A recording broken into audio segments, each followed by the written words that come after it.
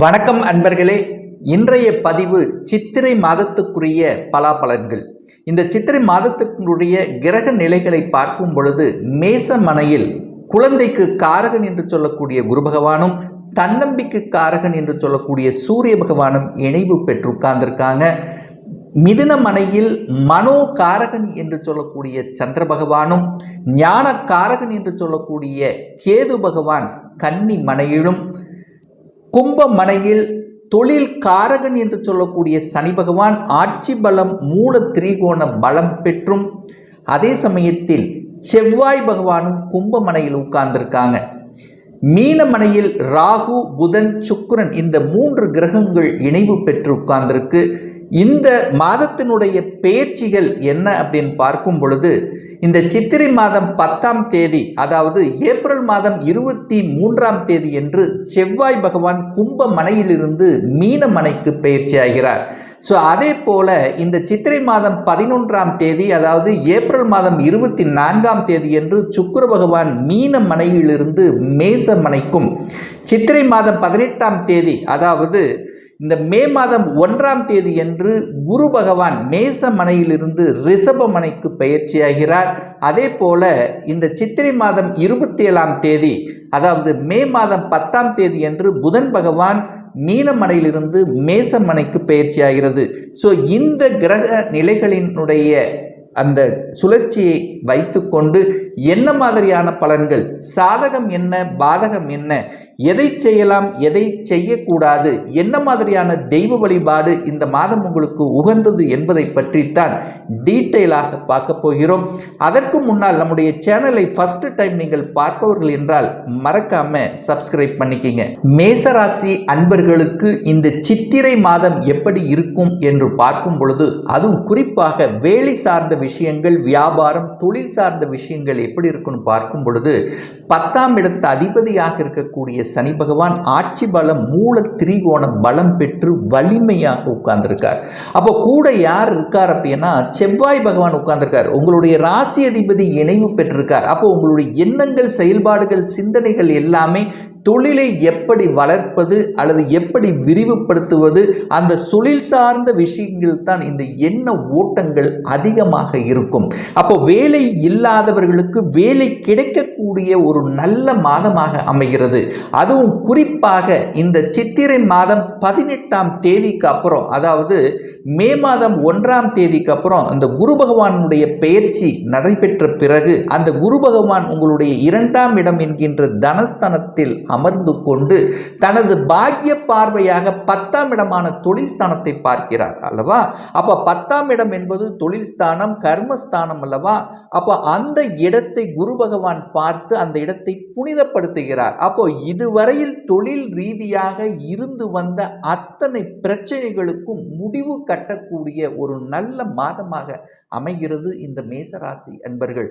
அப்போ ஒரு நல்ல வேலையை கிடைக்கல, அல்லது வேலையில் செட்டில் ஆகல, படித்த படிப்புக்குண்டான வேலை கிடைக்கல, இந்த மாதிரி வேலை சார்ந்த விஷயத்தில் உங்களுக்கு மன உளைச்சல்களை கொடுத்து கொண்டிருந்த, அல்லது பிரச்சனையை கொடுத்து கொண்டிருந்த, அல்லது ஒரு மாதிரியான ஒரு தன்மையில் இருந்து கொண்ட மேசராசி என்பர்களுக்கு இந்த மாதத்திலிருந்து தொழிலில் அபிவிருத்தி செய்யக்கூடிய, வேலை இல்லாதவர்களுக்கு வேலை கிடைக்கக்கூடிய, ஒரு ரெகக்னேஷன் கிடைக்கல இருக்கின்றவர்களுக்கு ஒரு நல்ல ரெகக்னேஷன் கிடைக்கக்கூடிய தன்மை, அதிகாரத்தன்மை, அதிகார பதவி, ப்ரமோஷன், இந்த மாதிரி அத்தனை விஷயங்களும் எதிர்பார்க்கக்கூடிய ஒரு நல்ல மாதத்தினுடைய தொடக்கமாகவே இந்த மாதம் அமைகிறது இந்த மேசராசி என்பர்களுக்கு.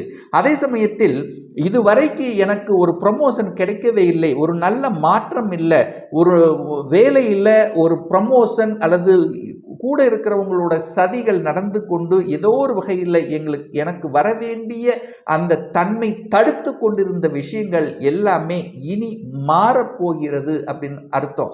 அப்போ வேலை நன்றாக இருக்க போகிறது, தொழிலில் ஒரு நல்ல அபிவிருத்தி கொடுக்க போகிறது. இதுவரைக்கு ஒரு ஸ்டாக்காகவே இருந்தது, ஒரு விற்பனையாகாமல் இருந்தது, ஒரு மந்தத்தன்மை டல்லாக இருந்த தொழில்கள் இப்போ மேன்மை தரக்கூடிய ஒரு நல்ல மாதமாக உங்களுக்கு அமைகிறது. அதே சமயத்தில் 8ஆம் அதிபதி அதிபதியாக இருக்கக்கூடிய செவ்வாயும் அங்கே 11ஆம் இடத்துல இருக்கின்ற காரணத்தால் திடீர் அதிர்ஷ்ட வாய்ப்புகளும் உங்களுக்கு கிடைக்கக்கூடிய தன்மை. அப்போ திடீர் அதிர்ஷ்டம் அப்படின்னு இதுவரைக்கும் எங்கேயாவது பணத்தை போட்டு எங்கேயாவது லாக்காக இருந்தது, அல்லது தொழிலில் ஒரு ஒப்பந்தம் கிடைக்கணும் தடைபட்டு கொண்டே இருந்தது, அந்த மாதிரியான விஷயங்கள்லாம் திடீர் என்று கிடைக்கக்கூடிய வாய்ப்புகளும் சந்தர்ப்பங்களும் சிறப்பாக இருக்கிறது. இந்த மேசராசி என்பவர்களுக்கு தனம் சார்ந்த விஷயங்கள், குடும்பம் சார்ந்த விஷயங்கள் எப்படி இருக்கும்னு பார்க்கும் பொழுது அந்த 2ஆம் இடத்தின் அதிபதியாக இருக்கக்கூடிய சுக்கிர பகவான் உச்ச பலத்துடன் வலிமையாக இருக்க போகிறார். அதே சமயத்தில் இந்த மாதத்தினுடைய பிற்பகுதியில், அதை சித்திரை 18ஆம் தேதி, மே மாதம் 1ஆம் தேதிக்கு அப்புறம் 2ஆம் இடத்துல உங்களுக்கு தனத்தை கொடுக்கக்கூடிய, வாக்கை குறிக்கக்கூடிய அந்த 2ஆம் இடத்தில் குரு பகவான் வந்து அமரப்போகிறார். அப்ப தன காரகன் என்று சொல்லக்கூடிய குரு பகவான் தனஸ்தானத்தில் வந்து அமரக்கூடிய இந்த காலகட்டத்தில் நிச்சயமாக பொருளாதாரத்தில் ஏற்றத்தை கொடுக்கக்கூடிய அமைப்பு. அதுவும் குரு பகவான் என்பது இந்த மேசராசி என்பவர்களுக்கு பாக்கியத்தை தரக்கூடியவன். அவர் வந்து தனஸ்தானத்தில் இருக்கும் போது தன பாக்கியத்தை தரப்போகிறார். இதுவரைக்கும் ஒரு நல்ல குடும்பம் அமையவே இல்லை, குடும்பத்தில் பிரச்சனையாக இருந்து கொண்டிருந்தது, கணவன் மனைவிக்குள் ஒரு இணக்கம் இல்லை, குடும்பம் சார்ந்த விஷயத்தில் பிரச்சனைகள், தன்னுடைய வாக்கை யாரும் நம்பல, கேட்கல, தன்னுடைய பேச்சை கூட கேட்கல, மதிக்கல என்று இருக்கின்ற மேசராசி என்பவர்களுக்கு இந்த மாதத்தினுடைய பிற்பகுதியிலிருந்து உங்களுடைய பேச்சு சொல்வாக்கு நன்றாக இருக்க போகிறது, குடும்பம் நன்றாக இருக்க போகிறது, தனம் சார்ந்த விஷயத்தில் இருந்து வந்த பிரச்சனைகள் விலகப் போகிறது, கல்வி சம்பந்தப்பட்ட விஷயத்தில் இருந்து வந்த தடைகள் பிரச்சனைகள் விலகக்கூடிய ஒரு அற்புத மாதமாக உங்களுக்கு அமைய இருக்கிறது என்பதை உறுதியாக சொல்லலாம். அதே சமயத்தில் உங்களுக்கு அதாவது பூர்வ புண்ணியஸ்தானத்தின் அதிபதியாக இருக்கக்கூடிய அந்த சூரிய பகவான் உச்ச பலம் அடையக்கூடிய ஒரு மாதம். அதாவது மேசமனை உங்க ராசியிலேயே சூரியன் உச்ச பலத்தோடு அமர இருக்கிறார். ஸோ 5ஆம் அதிபதி உச்ச பலத்தோடு இருக்கக்கூடிய இந்த மாதம் இந்த பூர்வீகம் சார்ந்த விஷயத்தில் இருந்து வந்த பிரச்சனைகள் விலகக்கூடிய தன்மை, குழந்தைகளினுடைய நலன் சார்ந்த விஷயத்தில் இருந்து வந்த கஷ்டங்கள் விலகக்கூடிய தன்மை, குழந்தைகளினுடைய படிப்பு சார்ந்த விஷயத்தில் இருந்து வந்த தடைகள் விலகக்கூடிய தன்மை, குழந்தைகள் என்ன படிக்கணும் என்று ஆசைப்படுகிறார்களோ அந்த ஆசைகளை நிறைவேற்றக்கூடிய ஒரு நல்ல மாதமாக அமைகிறது. அதே சமயத்தில் பார்த்தீங்கன்னா அந்த சூரியன் உச்ச பலத்தோடு இருக்கின்ற காரணத்தால் தகப்பன் மூலமாக நன்மைகள் நடக்கக்கூடிய ஒரு நல்ல மாதம். அரசு சார்ந்த விஷயத்தில், அதிகாரம் சார்ந்த விஷயத்தில் அனுகூல மேன்மையை தரக்கூடிய ஒரு நல்ல மாதம். அரசியலாக இருந்தாலும் சரி, அதிகாரத்தில் இருப்பவர்களாக இருந்தாலும் சரி, அரசியல்வாதிகளாக இருந்தாலும் சரி, அனுகூல மேன்மையை தரக்கூடிய ஒரு நல்ல மாதமாக அமைகிறது. குழந்தை பேறு சம்பந்தப்பட்ட விஷயத்தில் தடைகள், பிரச்சனைகள், தொந்தரவுகள் இருந்தவர்களுக்கெல்லாம் விலகக்கூடிய ஒரு நல்ல மாதம். என குரு பகவான் பாக்கியத்தை தரக்கூடிய அந்த குரு பகவான் குடும்பஸ்தானத்தில் வந்து அமருகின்ற காரணத்தால் குடும்பத்தில் ஒரு உறுப்பினரை இணைத்துக் கொள்ளக்கூடிய நிகழ்வுகள், சந்தர்ப்பங்களை உருவாக்கக்கூடிய தன்மையை ஏற்படுத்திவிடும். ஸோ கடந்த காலத்தில் பார்த்தீங்கன்னா கடன் இருந்தது, கடன் சிக்கி தவித்து கொண்டிருந்து நான் சம்பாதிக்கிறது எல்லாமே இஎம்ஐ கட்டுவதற்கே சரியாக இருந்தது, வேலையிலும் ஒரு திருப்தி இல்லை, அந்த வேலையும் நான் எதிர்பார்த்த அளவு ஒரு நல்ல பரீட்சை படிப்புக்கு உண்டான வேலை கிடைக்கல, எதிரிகள் இருந்தது, கடன் இருந்தது. ஸோ இது எல்லாமே விலகக்கூடிய வாய்ப்புகளை ஏற்படுத்தும். அப்ப கடன் அடைக்க முடியாதவர்களுக்கு கடன் அடைக்கக்கூடிய சந்தர்ப்பங்கள். ஏது ஸ்ட்ராங்கா சொல்றேன்னா, இந்த குரு பெயர்ச்சிக்கு அப்புறம் குரு 2ஆம் இடமான தனஸ்தானத்தில் அமர்ந்து கொண்டு தனது 5ஆம் பார்வையாக அந்த 6ஆம் இடத்தை பார்க்கிறார், எதிரி ஸ்தானத்தை பார்க்கிறார். எதிரிகள் உங்களை விட்டு விலகிச் செல்லக்கூடிய தன்மை. ஆனால் ஒரு சிலருக்கு எதிரிகள் கூட நண்பர்களாக வரக்கூடிய தன்மைகளை உருவாக்கிவிடும். கடன் பிரச்சனை விரும்பக்கூடிய தன்மை, நோய்கள் சார்ந்த விஷயங்கள், அதாவது ஒரு ரொம்ப நாளாக எனக்கு ஒரு நோய் இருந்தது, பிரச்சனை இருக்கு, எத்தனையோ டாக்டர் பார்த்தா சரியாகவே இல்லை, ஒரு மாதிரியான ஒரு தொந்தரவு பிரச்சனையோடு இருந்து கொண்டிருக்கின்ற மேசராசி என்பவர்கள் உடல் நலம் சரியாகக்கூடிய தன்மையை நிச்சயமாக உருவாக்கும். அதே சமயத்தில் திருமணம் சார்ந்த சுப காரியங்கள் நடக்குமா அப்படின்னு கேட்டீங்களா, நிச்சயமா நடக்கக்கூடிய வாய்ப்பு. களத்திர காரகன் என்று சொல்லக்கூடிய சொல்லக்கூடிய சுக்கிரன் உச்ச பலம் பெற்று வலிமையாக இந்த மாதத்தினுடைய முற்பகுதியில் இருக்கிறதுனாலையும் இந்த மாதத்தினுடைய பிற்பகுதியில் அந்த சுக்கிரன் உங்கள் ராசியிலேயே அமர்ந்து 7ஆம் இடம் என்கின்ற திருமணஸ்தானத்தை பார்க்கின்ற காரணத்தாலும் அந்த குரு பகவான் குடும்பஸ்தானத்தில் அமர்ந்து கொண்டு குடும்பத்தில் ஒரு உறுப்பினரை இணைக்கக்கூடிய நிகழ்வுங்கிறதுனால இந்த மாதத்தில் இருந்து திருமண தடைகள் விலகப் போகிறது. இந்த மாதம் அதற்கான அச்சாணி அதற்கான தன்மையை உங்களுக்கு செயல்படுத்த காத்து கொண்டிருக்கிறது.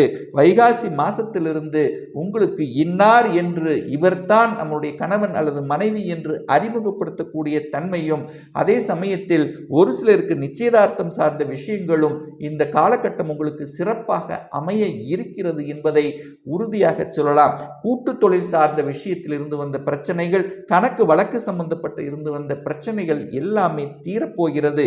இத்தனை நாள் எந்தெந்த இடத்தில் வழிகள், வேதனைகள், துக்கங்கள், துயரங்கள், அசிங்கங்கள், அவமானங்கள் பட்டு கொண்டிருந்தீர்களோ அதிலிருந்து விடுதலை பெறக்கூடிய ஒரு நல்ல மாதமாக அமைகிறது. ஏன் இதை ஸ்ட்ராங்கா சொல்றேன்னா, இப்போ இந்த குரு பயிற்சிக்கு அப்புறம் அந்த குரு பகவான் 8ஆம் இடத்தை பார்த்து புனிதமர்த்துகிறார். அப்ப 8ஆம் இடம் என்பது அந்த வழிகளை சொல்லக்கூடிய ஒரு இடம் என்றாலும் திடீர் அதிர்ஷ்டத்தை சொல்லக்கூடிய ஒரு இடம்ங்கிறதுனால திடீர் அதிர்ஷ்ட வாய்ப்புகளை கொடுக்கும். ஒரு சிலர் பார்த்தீங்கன்னா அந்த 8ஆம் இடம் வலிமை பெறுகின்ற காரணத்தால தனது சொந்த ஊரிலிருந்து வெளியூருக்கு சென்று குடிபெயர்க்கக்கூடிய தன்மை, தொழில் ரீதியாக, வேலை ரீதியாக, ஒரு சிலருக்கு தன்னுடைய ஸ்டேட் விட்டு அடுத்த ஸ்டேட்டுக்கு செல்லக்கூடிய தன்மை, ஒரு சிலர் எம்என்சி கம்பெனியில் வேலை பார்க்கக்கூடிய தன்மை, ஒரு சிலருக்கு பார்த்தீங்கன்னா வெளிநாட்டில் போய் வேலை பார்க்கக்கூடிய அத்தனை அம்சங்களும் சிறப்பாக இருந்து விசா அப்ளை பண்ணி காத்து கொண்டு இருக்கிற ஒரு 2-3 மாசங்கள் தடைகளாக இருந்ததுன்னா இந்த சித்திரை மாதத்திலிருந்து அந்த தடைகள் எல்லாம் நிவர்த்தியாகி உங்களுக்கு விசா கிடைக்க பெற்று நீங்கள் வெளிநாட்டில் போய் வேலை பார்க்கக்கூடிய அத்தனை அம்சங்களையும் கொடுப்பதற்கு இந்த குரு பகவான் தயாராக இருக்கிறது. இந்த மேசராசி என்பவர்களுக்கு பாக்கியம் கிடைக்கவில்லை, ஒரு நல்ல பாக்கியம் கிடைக்காதவர்கள், ஒரு வெளிநாட்டில் போய் வேலை பார்க்கணும், வெளிநாட்டில் போய் படிக்கணும் என்று ஆசைப்பட்டு கொண்டிருந்தவர்கள், ரிசர்ச் சம்பந்தப்பட்ட துறையில் தடைகளை கொடுத்து கொண்டிருந்தவர்கள், இது அத்தனையும் இந்த மாதத்திலிருந்து வெளியேறப் போகிறது. அப்போ இந்த மாதம் முதல் மேசராசி அன்பர்களுக்கு புத்துணர்ச்சியோடும் நல்ல தன்னம்பிக்கை தைரியத்தோடு செயல்படுத்தக்கூடிய ஒரு நல்ல மாதமாக உங்களுக்கு தென்படுகிறது. ஒரு நல்ல தெய்வ வழிபாடு அப்படின்னு எடுத்துக்கொண்டால் உங்கள் ராசிநாதன் இந்த மாதத்தினுடைய பிற்பகுதியில் பார்த்தீங்கன்னா அதாவது 10ஆம் தேதி, சித்திரை 10ஆம் தேதி என்று 12ஆம் இடத்துல போய் மறைகின்ற காரணத்தால் ஒவ்வொரு செவ்வாய்க்கிழமை என்று உங்களுக்கு பிடித்த உங்கள் வீட்டுக்கு அருகாமையில் இருக்கின்ற முருகப்பெருமானை சென்று வழிபடும் போது நிச்சயமாக உங்கள் மனதில் இருந்து வந்த குழப்பங்கள், தடைகள் எல்லாம் விலகும்ங்கிறதுல எந்தவித மாற்று கருத்தும் கிடையாது. இப்போ நான் சொன்னது கோச்சார ரீதியான இந்த மாதத்துக்குரிய ஒரு பொதுவான பலன்கள் தான். இன்னும் ஒரு துல்லிய பலன் வேணும் அப்படின்னா உங்கள் ஜாதகத்தில் கிரகங்கள் எப்படி இருக்கிறது, என்ன ஆதிபத்தியத்தில் இருக்கு, உங்களுக்கு யோகம் செய்யக்கூடிய கிரகங்கள் என்ன, எந்த டிகிரியில் அமைந்திருக்கிறது, இப்போ நடப்பில் என்ன தசா புத்தி அந்தரம் சூட்சமம் வாயிலாக நீங்கள் கேட்கக்கூடிய எந்த கேள்வியாக இருந்தாலும், அதாவது இந்த வருடத்தில் சொந்த தொழில், சுய தொழில் செய்யக்கூடிய விதி கொடுப்பினை நம்முடைய ஜாதகத்தில் இருக்கிறதா, அப்படி இருக்கக்கூடிய பட்சத்தில் எப்போ நம்ம சொந்த தொழிலை செய்யலாம், இப்போ நான் +2 முடிச்சிட்டேன், என்ன கோர்ஸ் எடுத்து படிக்கலாம், அதற்கான விதி கொடுப்பினை நம்முடைய ஜாதகத்தில் இருக்கிறது, எப்போ திருமண தடை நடந்து கொண்டிருக்கிறது, எப்போ இந்த திருமண தடை விலகும், எப்போ குழந்தை பாக்கியம் கிடைக்கும், எப்போ நான் வீடு கட்டக்கூடிய அதிர்ஷ்டம் யோகம் இருக்கிறது, இது போன்ற கேள்விகளுக்கு துல்லியமான பலனை நம்மால் கூற முடியும். ஒரு பர்சனல் கன்சல்டேஷன் எடுத்துக்கணும், அதாவது ஒரு சொந்த ஜாதகம் பார்க்கணும் என்று விருப்பமுடைய அன்பர்கள் டிஸ்பிளேயில் தெரியக்கூடிய நம்பருக்கு வாட்ஸ்அப் மூலியமாகவோ ஃபோன் கால் மூலியமாகவோ தொடர்பு கொண்டு அப்பாயின்மெண்ட் பெற்றுக்கொண்டு கன்சல்டேஷன் எடுத்துக்கலாம்.